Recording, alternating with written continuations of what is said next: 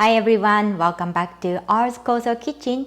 My name is Eriko. I'm a holistic nutritionist.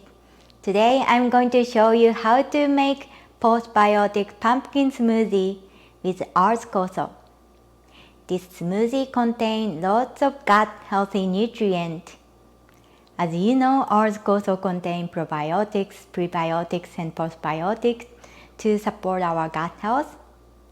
This smoothie contains pumpkin puree and banana.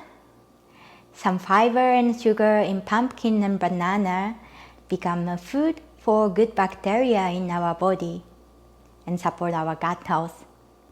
This smoothie is not only healthy and tasty, it's super easy to make.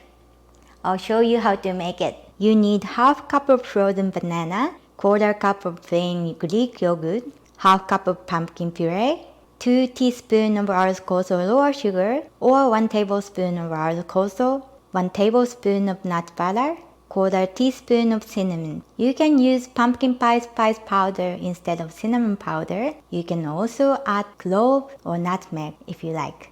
All you need is put everything into the blender and blend until smooth. If it's too thick, add some nut milk or water.